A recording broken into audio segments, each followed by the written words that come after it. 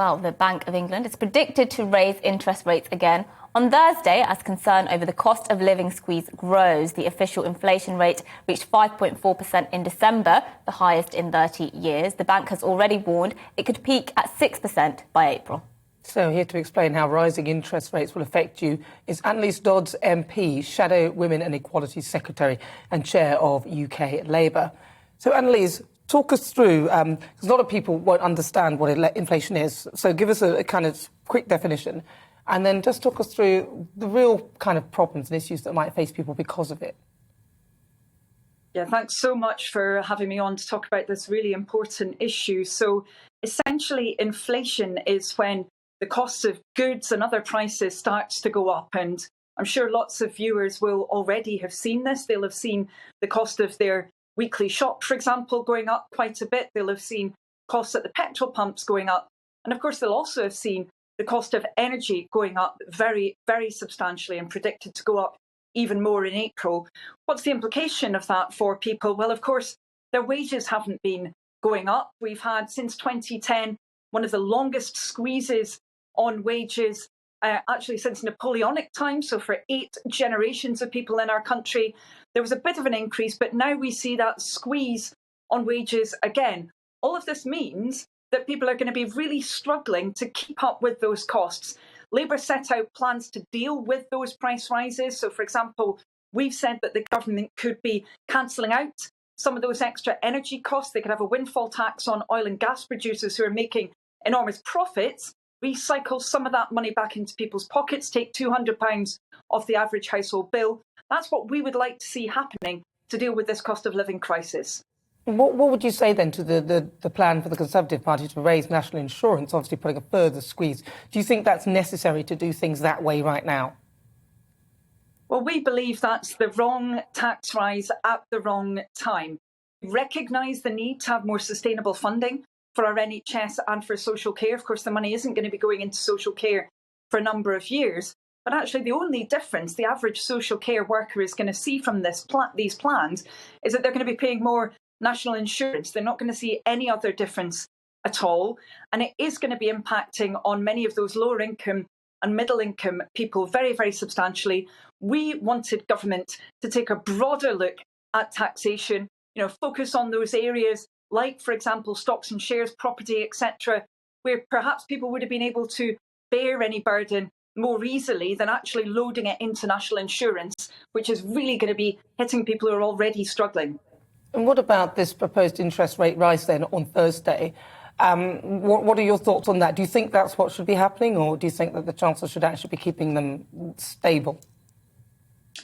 Well, ultimately, the Bank of England will be, I'm sure, looking at a range of evidence around that rise in interest rates. They are formally independent. Of course, a decision taken by Labour governments to make that bank independent so that it could take those decisions without political influence. I think, however, what's clear is that actually when you see an increase in interest rates, that does then have a knock-on impact on people, not least those people who, for example, might already be finding it quite difficult to meet their mortgage payments. And depending on what kind of a mortgage deal they've got, having an increase in interest rates could have quite a significant impact on them. Others who've, for example, been borrowing in order to pay for cars or other major purchases, again, it could have a hit on them. Well, it won't the interest rates rising just simply make the inflation issue even worse? I mean, there was a time when interest rates were relevant to control spending, but now, as we've gone more global, they don't really have much of an impact. I can't really see what they're thinking is to increase them. But, Mercy, what did you... Yeah, go on. Answer that for a second. Yeah, I mean, obviously the Bank of England, as I said, will be looking very closely at the evidence. I mean, certainly traditionally, a rise in rates would have been a method that would have been looked at to deal with inflation. And I'm sure that the bank will be looking across a whole range of different tools that they have. As you say, this is an internationalised issue, but actually we've got more intense problems in the UK than in many, many other countries. That cost of living crisis is hitting us harder for a whole number of reasons, some of them to do with the failure of Conservative governments to actually deal with our energy dependence, the fact that we haven't had those stocks of gas, for example, the storage facilities we're sold off. That means that we're a bit more exposed than many other countries might be. So yes, it's an international problem, but it's a problem that's hitting lots of people in our country harder because of the decisions that have been taken over the last 10 years. Yeah, it's interesting because you mentioned that we've got loads of things to do in this country, but yet we're still all focusing on Partygate, which is... and on that point, actually, I do want to ask you, obviously there's the whole Partygate thing going on, and you've just mentioned there that all of these crises that we're seeing, they're a result of decisions taken by the Conservative governments over the last decade or so. Why then are people not looking at Keir Starmer and saying, look, this is the man who could actually be the alternative to Boris Johnson? Because we've just seen a bit earlier, people on the street, our reporter was speaking to them, and they say, I'm completely disgusted at what Boris Johnson did. One man even said he doesn't trust him, but he'd still vote for him over Keir Starmer. Why is he not cutting through?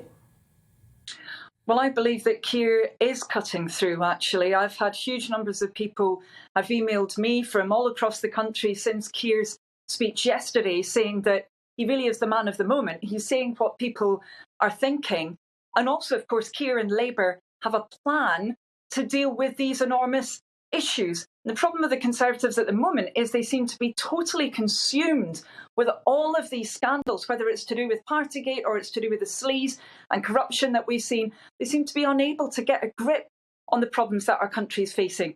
And, you know, our Prime Minister and the Conservative Party could end this immediately. If the Prime Minister just came to Parliament, said what happened, then he'd get more of a grip. I mean, I understand that, for example, he was meant to be speaking with President Putin yesterday about the crisis in Ukraine, and he postponed that. The Conservative Prime Minister postponed that because he had to deal with Partygate. You know, these are not the actions of the statesman that we would need to see running our country at this very important time.